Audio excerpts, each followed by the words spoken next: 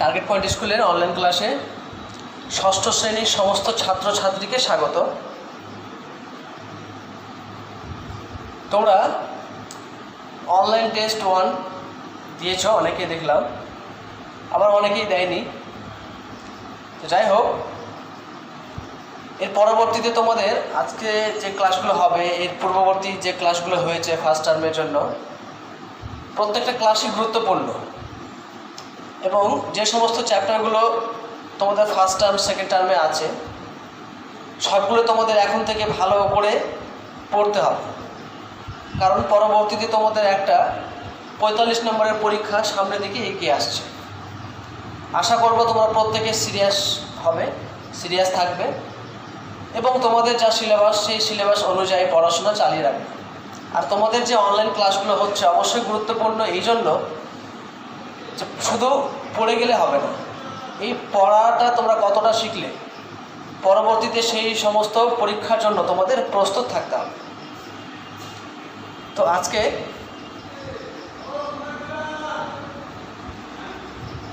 এর আগে আমরা বর্গমূল নির্ণয় করেছিলাম। বর্গমূল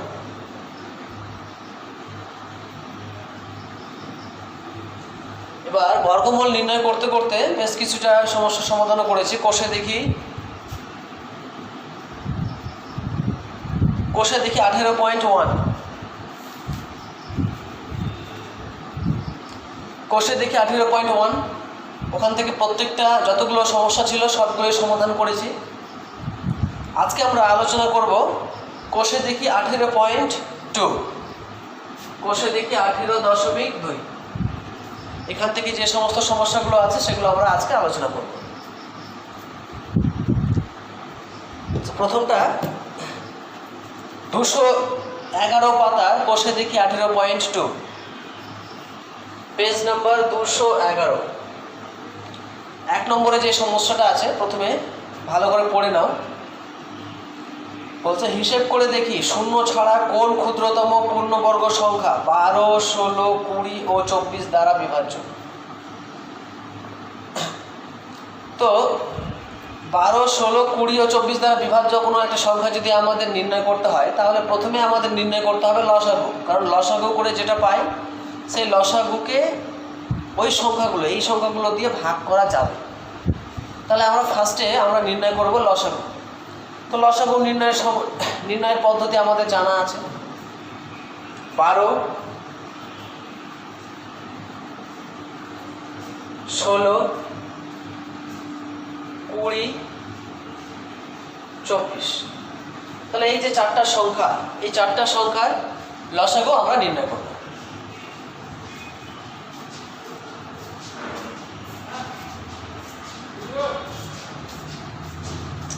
তো উৎপাদকের সাহায্যে 12 সমান 12কে ভাঙিয়ে যদি নিই তাহলে 12, 2 দিয়ে 6, 2 দিয়ে 3, তাহলে 12 সমান 2 গুণিত 2 গুণিত 3। এবার 16কে উৎপাদকে বিশ্লেষণ করব। 2 দিয়ে 8, 2 দিয়ে 4, 2 দিয়ে 2। তাহলে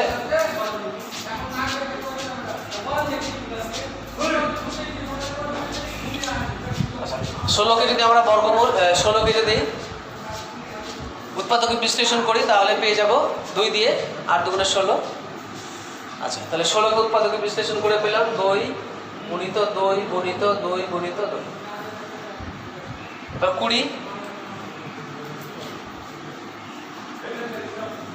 20কে উৎপাদকে বিশ্লেষণ করব।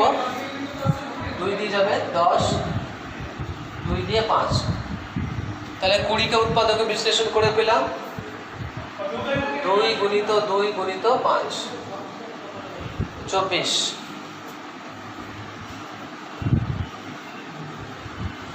12 দুগুণে 24,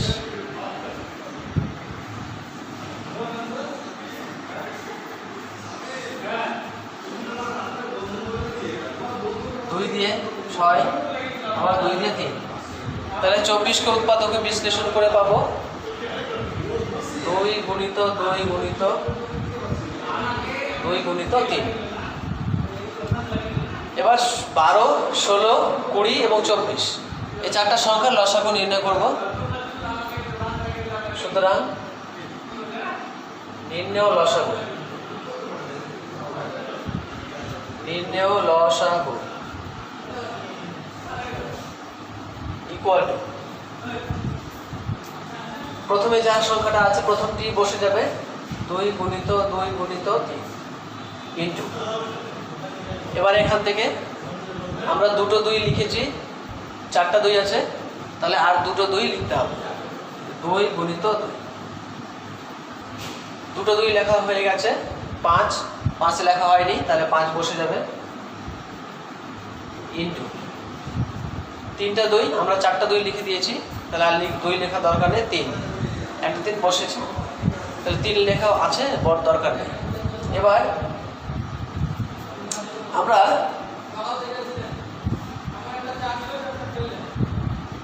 আমরা লসাগু নির্ণয় করলাম, অর্থাৎ 12, এই যে লসাগুটা, এই লসাগু 12, 16, 20 এবং 24 দ্বারা বিভাজ্য। লসাগু মানে তো তাই, লসাগু করে আমরা যেটা পাবো সেই সংখ্যাটাই, অর্থাৎ এই গুণ করে, এটা গুণ করে যে সংখ্যাটা পাবো সেই সংখ্যা 12, 16, 20, 24 দ্বারা বিভাজ্য হবে। এবার এই যে সংখ্যাটা নির্ণয় করলাম, এবার আমাদের দেখতে হবে যে এই সংখ্যাটা পূর্ণবর্গ হচ্ছে কি হচ্ছে না। যদি দেখি, দেখো দুটো 2 আছে, কিন্তু 3 একটা আছে, 5 একটা আছে, 3 যেহেতু একটা, 5 একটা, সুতরাং এই যে সংখ্যাটা আমরা লসাগু নির্ণয় করলাম এটা কিন্তু পূর্ণবর্গ সংখ্যা নয়, এটাকে পূর্ণবর্গ করে নিতে হবে। তো যদি পূর্ণবর্গ করতে হয় তাহলে ক্ষুদ্রতম পূর্ণবর্গ সংখ্যাটি হলো, সুতরাং ক্ষুদ্রতম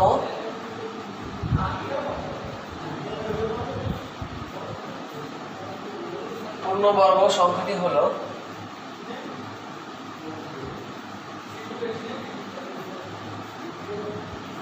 ইকুয়াল টু 2 × 2, 3 × 2 × 2 × 5, অর্থাৎ যা ছিল সেটা বসিয়ে দিলাম। এবার দেখো একটা 3 আছে, তাহলে আরেকটা 3 দিয়ে গুণ করতে হবে, ইন্টু একটা 5 ছিল, তাহলে আরেকটা 5 দিয়ে গুণ করব। তার মানে আমরা লসাগু করে যে সংখ্যাটা পেলাম সেটাকে অতিরিক্ত 3 এবং 5 দ্বারা গুণ করতে হবে, তাহলে গুণ করার ফলে যে সংখ্যাটা পাবো সেটা হবে পূর্ণবর্গ সংখ্যা।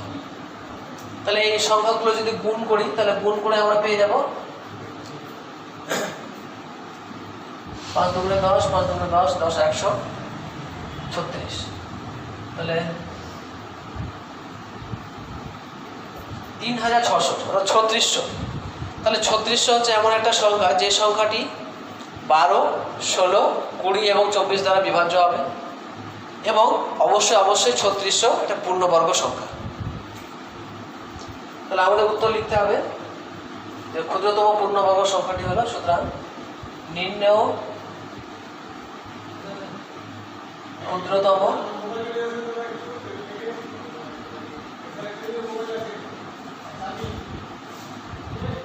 পূর্ণবর্গ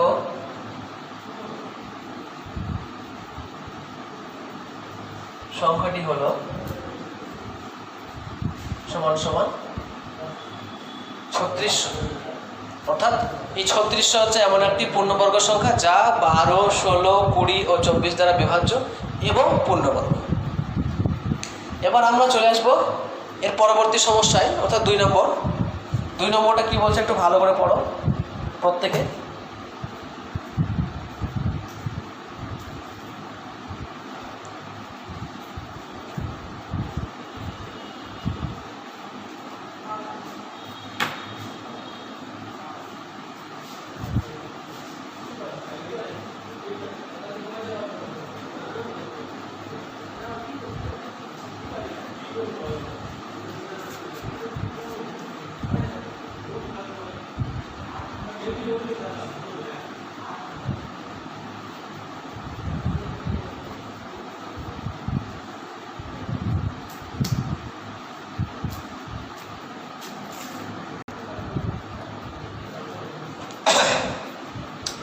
এর পরবর্তী সমস্যা চলে আসবো।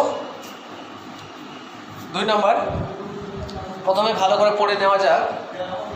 দুটি ধনাত্মক সংখ্যার গুণফল 98, বড় সংখ্যাটি ছোট সংখ্যার দ্বিগুণ হলে হিসাব করি সংখ্যা দুটি কী কী। তাহলে আমাদের প্রথমে বলেছে যে দুটি সংখ্যার গুণফল 98।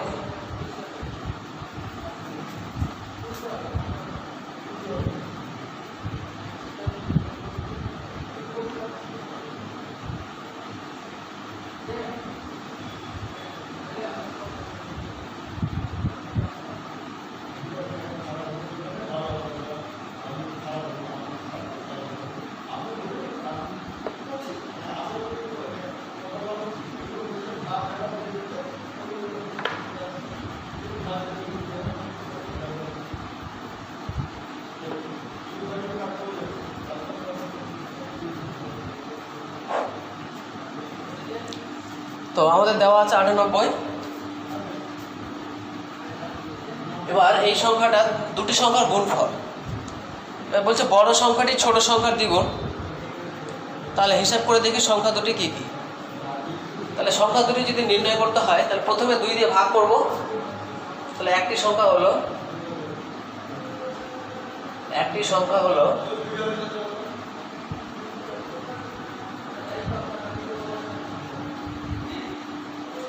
98। 98কে 2 দিয়ে ভাগ করব, ভাগ করে যে সংখ্যাটা পাবো তার বর্গমূল। তাহলে 98কে 2 দিয়ে ভাগ করলে হবে 49। 49 সমান 49কে যদি আমরা ভাঙাই, উৎপাদকে বিশ্লেষণ করি, 49কে উৎপাদকে বিশ্লেষণ করলে পেয়ে যাব 7 × 7। তাহলে এটা বসে গেল 7 × 7 সমান 7। তাহলে আমরা ছোট সংখ্যাটি একটি সংখ্যা পেয়ে গেলাম 7। এবার বড় সংখ্যাটি ছোট সংখ্যার দ্বিগুণ,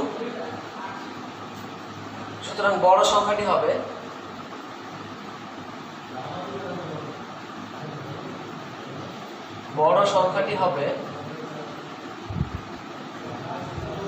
ছোট সংখ্যার দ্বিগুণ। তাহলে 2 × 7 = 14। তাহলে 14 এবং 7 এই দুটো সংখ্যা যদি আমরা গুণ করি তাহলে আমরা পেয়ে যাবো 98। তাহলে দুটি সংখ্যার গুণফল পেয়ে যাবো 98। এটা আমরা 2 নম্বরটা সমাধান।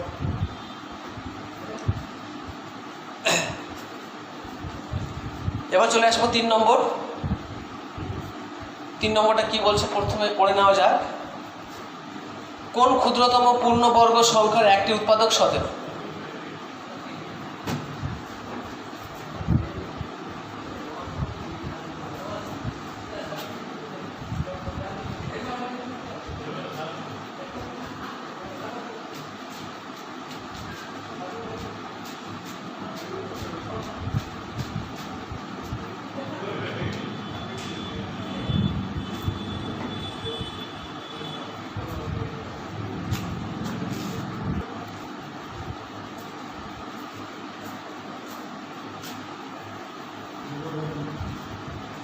এবার চলে আসবো আমরা 3 নম্বর।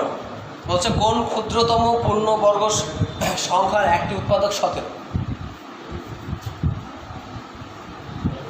তাহলে একটি উৎপাদক যদি 17 হয়, তো 17 একটি উৎপাদক, তাহলে পূর্ণবর্গ সংখ্যাটি হবে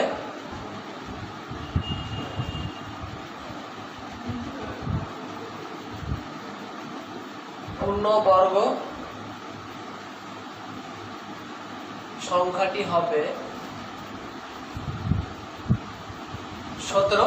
তাহলে একটা উৎপাদক 17, তার মানে কি 17 × 17। 17কে 17 দিয়ে গুণ করব, তাহলে যে সংখ্যাটা পাবো সেই সংখ্যাটা অবশ্যই পূর্ণবর্গ হবে। আর দেখো এই পূর্ণবর্গ সংখ্যার একটা উৎপাদক অবশ্যই 17। তাহলে দুটো যদি গুণ করি, 17কে 17 দিয়ে গুণ, তাহলে 7 × 7 = 49, আর 7 × 7 = 11, এটা হয়ে গেল 17। 9 8 2 289।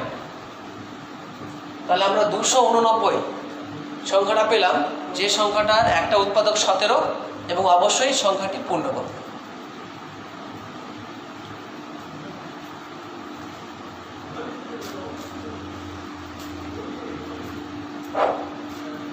এরপরে চলে আসবো আমরা 4 নম্বর সমস্যাটার দিকে। 4 নম্বরে কি বলছে প্রথমে পড়ে নেওয়া যাক।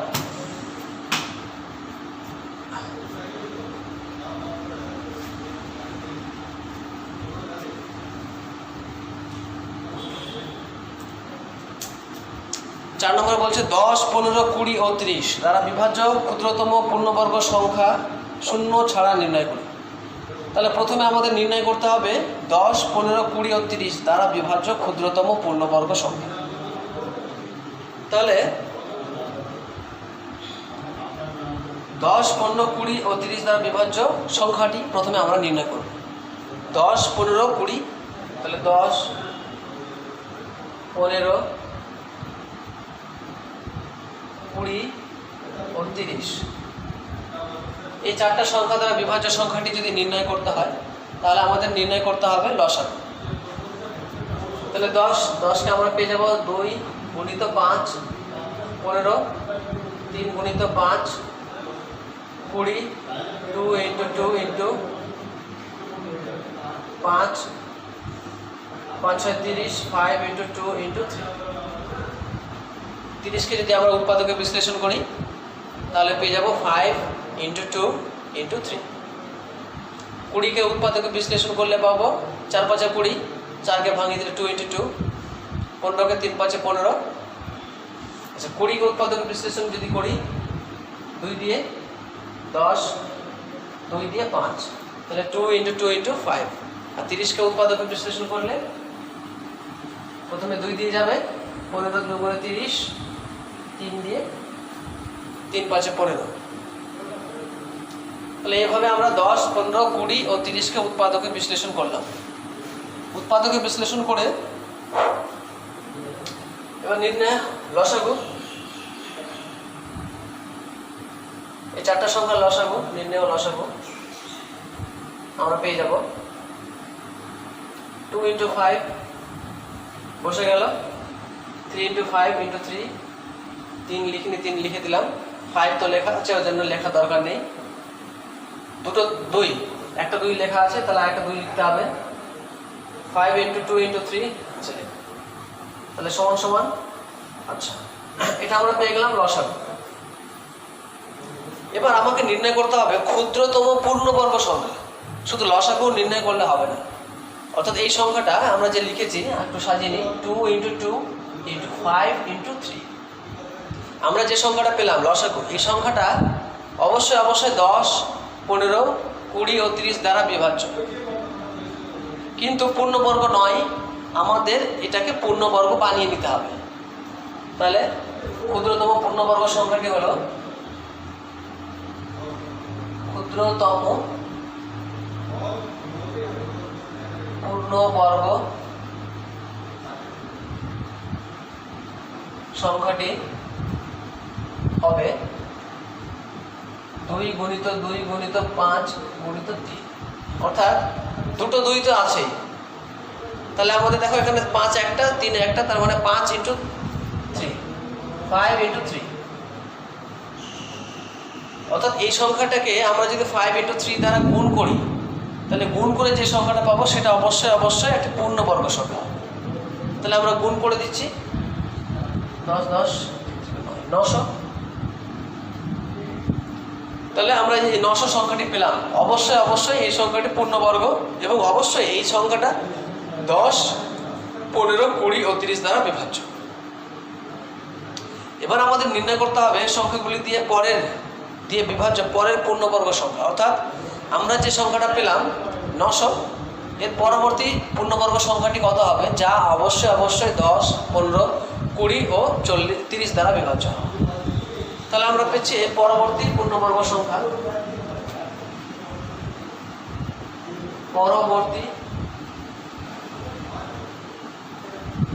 পূর্ণবর্গ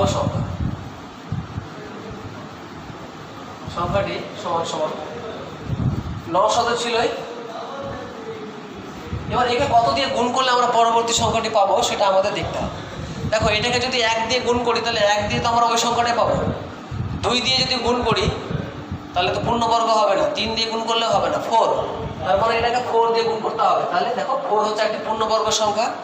তাহলে গুণ করে আমরা যে সংখ্যাটা পাবো সেটা একটা পূর্ণবর্গ সংখ্যা। এটা সমান সমান হয়ে গেল 4 9 36, তাহলে 3600। তাহলে 3600 হচ্ছে এমন একটি সংখ্যা যা 10 15 20 ও 30 দ্বারা বিভাজ্য এবং পূর্ণবর্গ তো অবশ্যই। আজকে আমরা 4 পর্যন্ত সমস্যাগুলো সমাধান করলাম। তোমরা এই সমস্যাগুলো বাড়িতে আবার প্র্যাকটিস করবে। পরবর্তীতে সামনের দিকে তোমাদের পরীক্ষা এগিয়ে আসছে। আজকে এখান পর্যন্তই থাক। পরের দিন আমরা পরবর্তী যে সমস্যাগুলো আছে সেগুলো আলোচনা করব।